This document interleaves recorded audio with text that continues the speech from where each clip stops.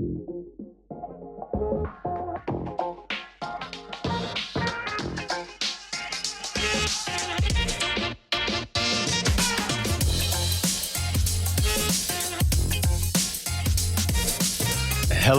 everyone. This is your host, Akil Jabbar, and welcome back to another episode of SaaS District.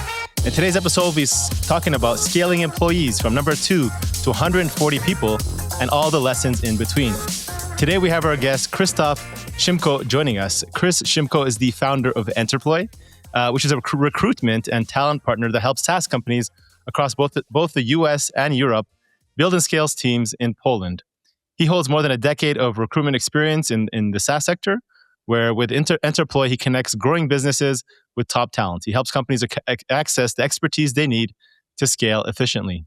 He holds a background in technical recruiting and over 12 years experience in SaaS, and Chris has built teams from the ground up, along with the HR and the recruitment process required to support rapid growth. So he works closely with founders and CEOs and helps them develop their the people, the hiring strategies that help align directly with their business goals. So welcome, Chris. Super excited to have you on the show today. Great. I'm really happy to be here today. Awesome. So maybe you can share, a lot of our founders in this stage where they're looking to scale, looking to hire, and maybe they need some help. So we'd love to hear a little bit about your story. You spent over a decade, right, building SaaS teams, and you were also one of the first early employees at a company called Ziflow, if I'm correct. And maybe you can just share for our audience, what did being inside a startup from the ground floor teach you about scaling companies? Okay, so I've been a recruitment business for, I would say, like 15 plus years right now. And as you mentioned, 12 in those two startups I was working with. And there are two stories, really. So the first startup I joined was Proof HQ, and it was about 12 years ago. And we deliberately were hiring in Poland, and it was just like a very new thing here. Like pretty much no one worked remotely at that time, and definitely not for international companies. And I had this assessment, pretty much that's why I joined the company, to build a QA automation team. Mm-hmm. So, and it's pretty much, it was the first lesson I get as an insider, because we needed to, speed up the delivery of the product. And to do so, we needed faster QA cycles at this stage. So building this automation team, QA automation team, just thanks to that, we were able to scale there and speed up the delivery of a product. And this was like the first lesson that I learned, that recruitment pretty much is very much linked with the business outcome. The second story, I think, is a little bit more interesting and robust. So I joined as a person number 2, I joined Ziflow, or as a person number 4. I think it depends on which founder you would ask this question. And I was building the engineering teams from a ground there, and there was like one very particular lesson in terms of skills and in terms of the personality of the person joining. So in terms of skills, you always need to think about how your product would be used in around 5 to 7 years. Even if you are building your MVP and pretty much you would presenting that to 5 clients, like the architecture behind that needs to be ready for what would happen in those 5-7 years with like million queries to the database and so on. So you need a type of person that was very much familiar with how to build an enterprise-ready product. If that's, of course, your goal, and that was our goal at Ziflow, to be enterprise-ready. And the second one is that you you definitely need someone with a lot of ownership. Everyone says the same thing. A startup is a place where you wear multiple hats and so on. And actually, you do. And that's why you need people that are comfortable with change, are okay with the fact that plans can change, and even like ditching like part of their work to the trash bin, that they need to be okay with that, because that's a very particular stage of building the company. So you need this combination of skills and also the personality that goes with this person. So that would be that like a very early stage situation and advice. And of course, it changes with time, and you are starting to build a specific features, and then you hire people with deep experience in those exact roles and exact technologies, for example, and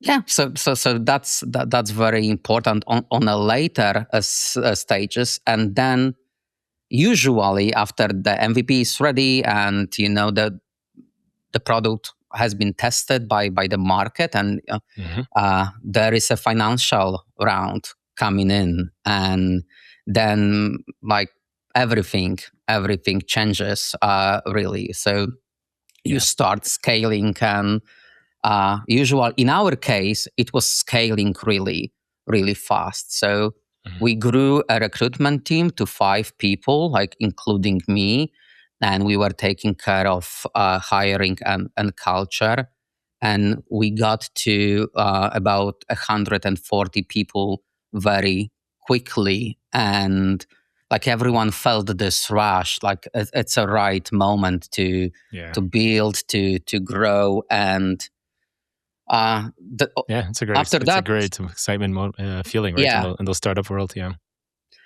And then it was this one gloomy day when you had realized that we scaled hiring ahead of where the business actually was, and pretty much then came the hardest part of my career at this stage, because we had to walk some of it back. Yeah, so pretty much that was the hardest thing I have ever done, and it taught me more about hiring that any success ever did. So it was even more painful because those people hit the culture we built. They hit it so well. So the culture was no genius jerks allowed. You needed someone who you actually want to work with, and people would be comfortable working with. And that was even more painful that it happened at this stage. And so the full arc would be hire for the stage and stay obsessed with the quality of people there. At the stage you're at, right? Versus, planning too much ahead At the sometimes. stage you are at. You need to be very aware about the state where you are currently. Of course. So, I understand. So you guys are building your MVP. Let's kind of going back at the beginning moments, focus on enterprise. So, maybe people listening in, they're also working on B2B enterprise clients, and they're thinking about hiring their first few hires. So maybe you can share who were your first few hires, and what roles did they play that you thought were critical in terms of the success of what led to Ziflow scaling after that? Yeah, so I think there were 3 crucial roles. So one was more of a like very good cultural fit that defined pretty much the way forward for us of what kind of person we would like to have on a team. So it was Agnieszka. She was our web developer at that time. So I approached her at the time. She was working at Szczecin University of Technology, and pretty much she was teaching people how to build website. And we pretty much encouraged her to join us because she really wanted to work remotely.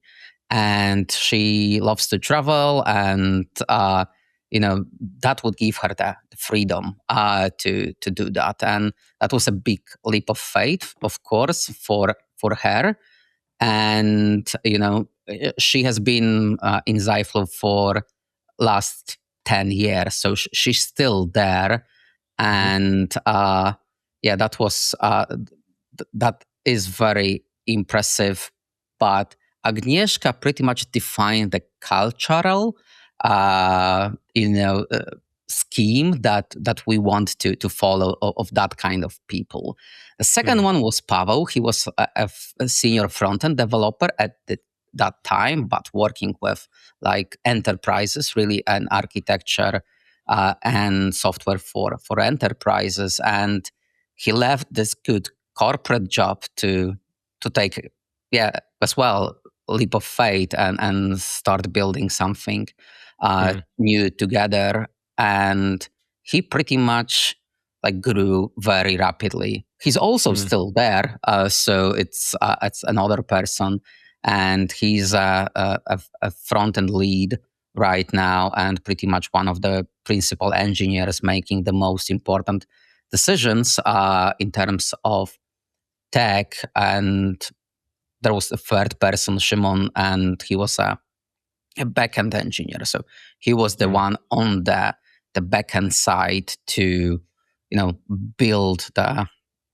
structure of a product and the stage, and made the most important decisions. So it was like very typical approach. So it like full stacks like weren't that popular at that time. So it was more of a front end, back end build with. It was really about like the technical team, right? Having the right technical team, strong, front end, back end, but also really match the culture. I think that kind of set the tone for everything else. Right? Yeah, for the next 10 years, really. Wow. So those guys were like pretty much the blueprint that we were thinking about once like hiring further. So you weren't just recruiting, right? Like you mentioned, you were involved in product and project management, and then also the team building. You mentioned one experience of like, okay, lesson is do not, hire more than the level at where you're at, right? Like this is where you're at, this is where you're going to hire, don't overhire. Is there any other maybe experiences that you learned along the way that changed the way you think about hiring today? So I think that I will tell about one common mistake. I don't know if that's that common at this stage right now with AI, but I am really focusing on the mindset behind the, fundraising and when the finances really come in. And like, it's very like obvious for everyone. You feel this excitement and energy. And when you learn that the founding round was coming, and it's pretty much the framework that the PE tells you that you need to grow right now. You need to build the ARR there, and you want to build ARR, and you build headcount because of this. And that's the equation everyone worked with, and that's what was expected. And at that time, we learned the hard way that it was a big mistake. So I believe one important aspect is you need to look at your numbers. By numbers, I mean customer acquisition cost, for example. So usually people are the biggest cost for the company, the payroll. Is you need to look at the lifetime value, and you need to assess what is your pipeline for the next couple of months, and really to decide on a strategy because usually at the round stage you start hiring sales and and like the problem could be you don't have a right strategy and to just build a repeatable pipeline. And because you don't have a right strategy, you start hiring in the wrong areas. For example, the sweet spot for you could be content, and that's where you should focus on. But for some reason, you decide that like outbound cold calling would be the best way to approach your potential customers, and then you just build a team in a wrong direction. So Right. you need to figure out a couple of things before you put a pedal to the metal. Really. So and remember this mind shift. So I work with companies at seed or Series A, and they have the money, and the investor want them to grow. The team is very excited, and that's where I need to say, like, slow down, guys. So before we start accelerating, let's think. So Yeah. that's Let's talk a little bit more about that in terms of speed of hiring, because I think that's maybe a big question. Maybe people think about of like, okay, maybe they raised their Series A or around, and then you said at one point the team rebuilt an entire product in 7 months. So maybe you can share a little bit about your experience about what do you teach about hiring for startup speed, and what are the type of people you need to require to make it work, and what's the strategy around that? Yeah, so I will tell this story as a background, maybe, and then I will address this question directly. So pretty much, Ziflow started with building automations for marketing teams, and it was very well integrated with Dropbox, and pretty much the main thing was to deliver the automation to get rid of the mundane tasks for the marketing teams. And we built the MVP. We went to the market, and very quickly we realized we won't be able to sell it as a product, as a standalone product. It's a good feature. People would like to have this in their workflows, but it's still not enough for a product. So, and then we were lucky enough to have this 3 people on board. So I mean 2 founders and our CMO at that time. And those are the guys who pretty much built online proofing, so created online proofing. And for those who don't know, like proofing being a tool that lets marketing agencies share and review content, where everyone can comment, give directions, and have everything in one place. So, and before that, agency relied on like endless back and forth email, and tasks got lost, and those project managers were going crazy didn't know where the project was and stuff like that.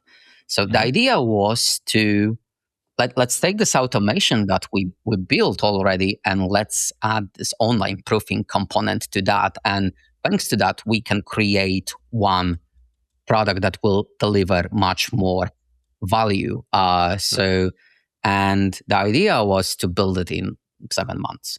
So I remember myself sitting at the all hands meeting, and I was thinking, yeah, guys, sure, we're gonna build it in 7 months. Of course, no problem at all. And I was like extremely skeptical about that. And fortunately for everyone, I was proven wrong, and I was proven wrong 100%. So the team did an incredible job. All the technical and product people had this like amazing passion for creating something new.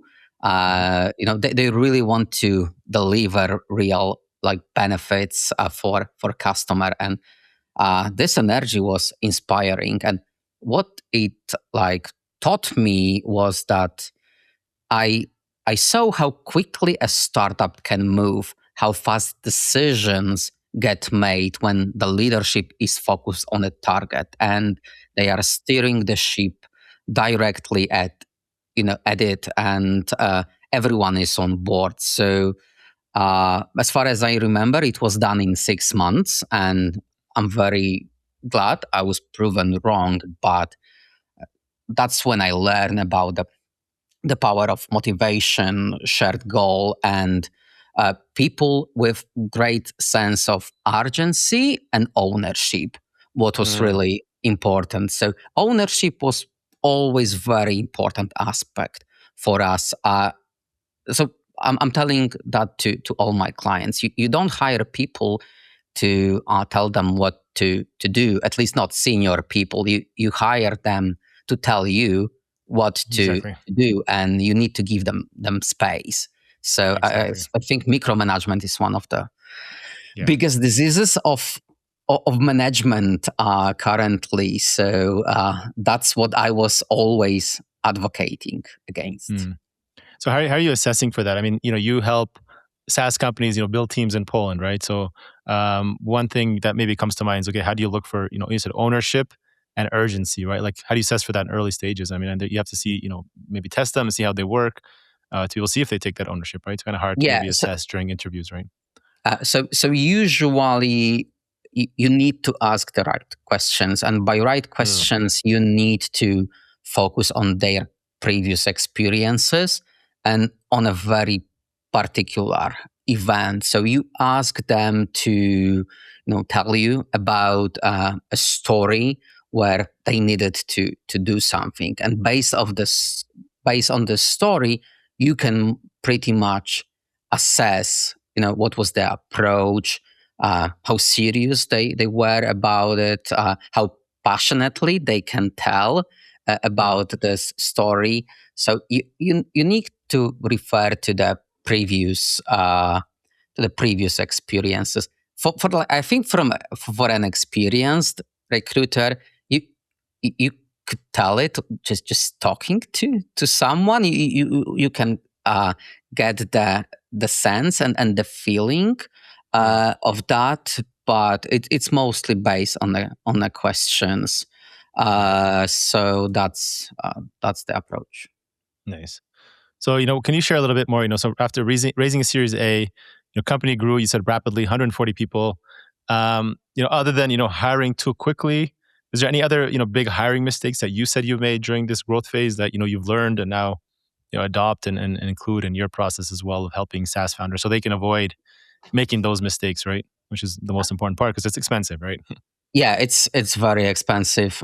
I believe there is some data that the wrong hire, like a senior hire at the beginning of the your journey, and I mean an engineering team hire can cost you around $90,000 at least 6 months of your time. So there was one where it was very early stage, and I believe that was a second backend developer that we wanted to add to the team. The guy was like very senior with a great experience, but and we pretty much knew that he's not the easiest to work with, and but we hired him anyway. We thought, okay, this experience is so much valuable for us that we need this guy. And the moment he joined, there was this clash between our like current backend developer and our new backend developer, and you could like feel the energy in a Zoom call. Not a very good energy between them. And then we realized that pretty much no one can, communicate well with that person. Like really, in terms of technical skills, he was like, I believe top 1%. But and then we learned, so it's pointless to have someone with that kind of knowledge, which you cannot really use because it's very difficult for the team to work together at this stage. So we lost more time having this technical brilliant person, even getting someone a little bit worse, but with much more capabilities to work with a team. So just don't compromise. Like don't. If you feel there is a red flag, even orange flag, and you have this feeling that it may not work, just don't go for it. You need to trust your instincts. Absolutely. And it's not just about talent, right? It's like cultural and values, right? And like that's the biggest issue. If you don't have that cultural fit or the values align, you just can't move forward. It doesn't matter how smart and urgent you have or maybe ownership. But that's also a big block as part of that. You're absolutely right. Yeah. So there is also one thing, and especially if I think it's important for like director of talent acquisitions or recruitment leads, because you need to be very clear about what we want to do in terms of communicating it to your team. Sometimes, there is a need to fill the role and fill the role quickly. So even your recruiters can bend the reality a little bit. And you need to, talk a lot about that and make sure that we are all on the same page. It can take a little bit longer, but you cannot just push for a successful hire just for the sake of the position being closed. So that's also important in terms of managing your team. Yeah, absolutely. So today you work with SaaS founders around the world, companies, founders who are looking to grow, and you build teams for them in Poland, right? So you have probably a pool of talent that you work with. Maybe you can share a little bit. What do maybe founders consistently misunderstand about hiring one internationally and building remote teams, right? So if you're in the US and Europe, sometimes maybe you're hesitant of hiring remotely and then also hiring from different country, different culture, and you don't understand if they can fit into your business, into your culture. And maybe there's some things you tell them that why it's a good idea to consider it. Okay, I will use Poland as an example here.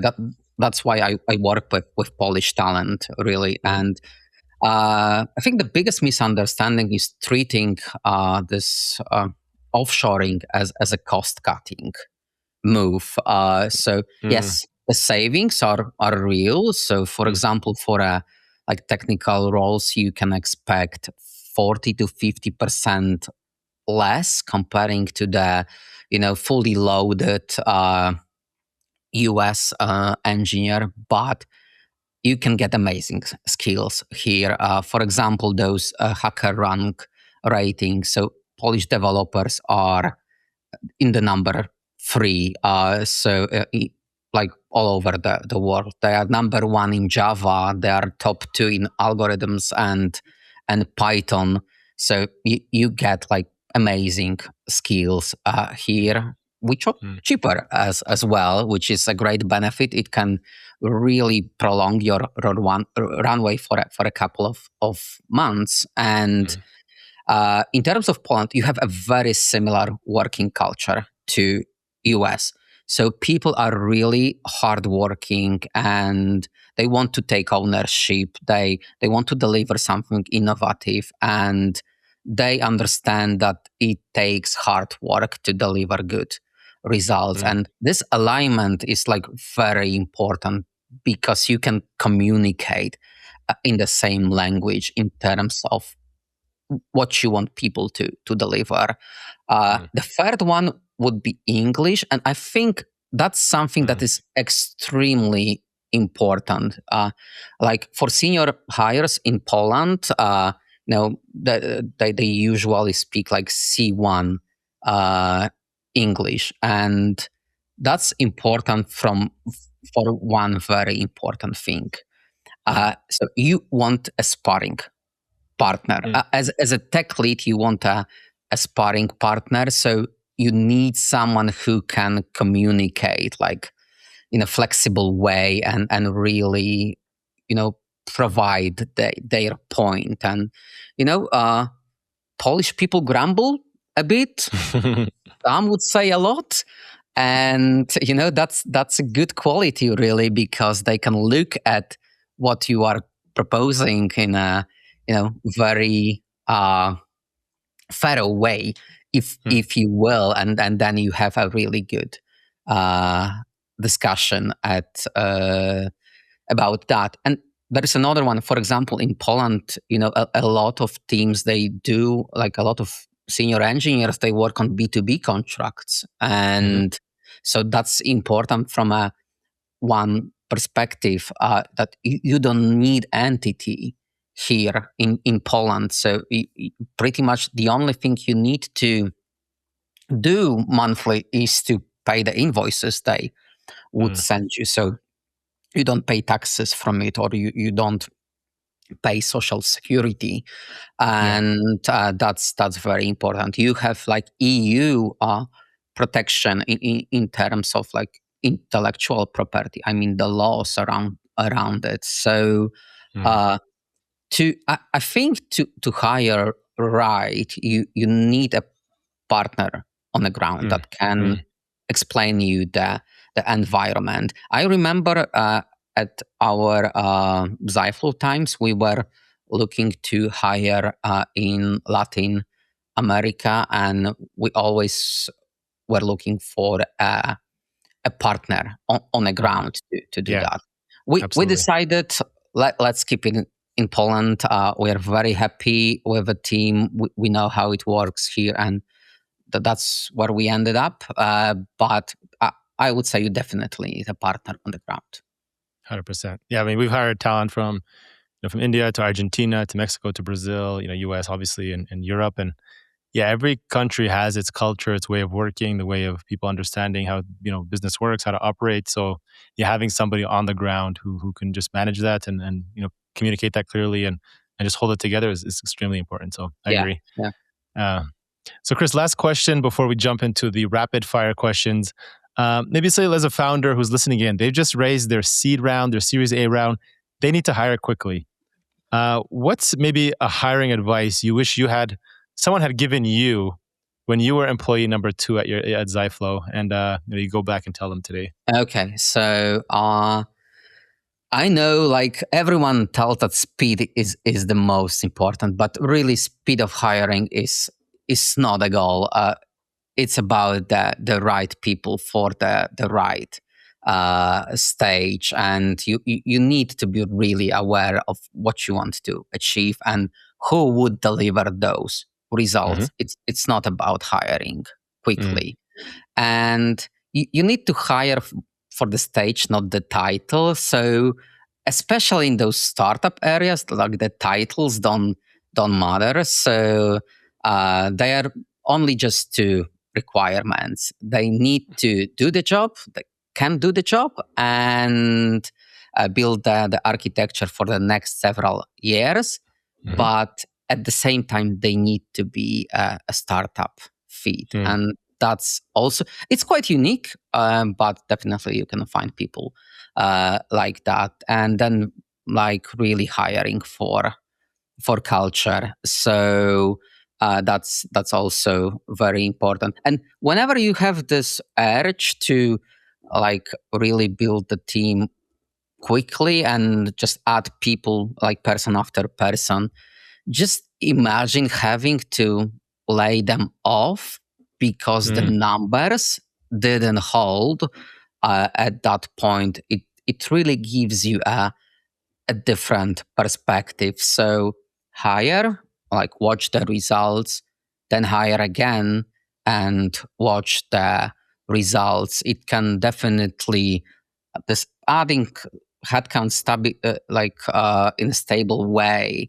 I think that's the most important. It also let people to get accommodated with your company, and then you can train them a little more easily, and then you can move to another another part of hiring.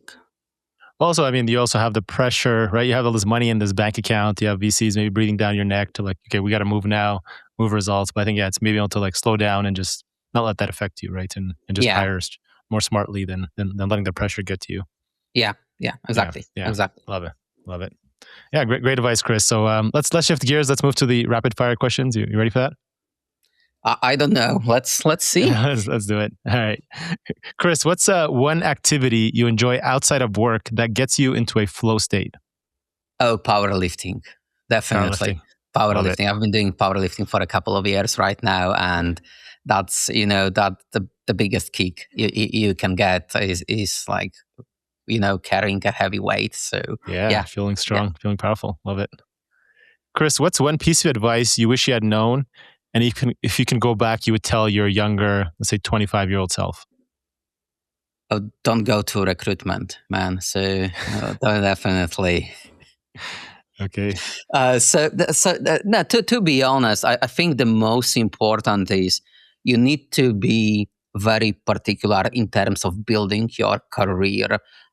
Just like picking the places where you can learn the most and you can really bring quite a lot to the table is very important. And I can see like a very like brilliant people, but they just structured their career in a very odd way.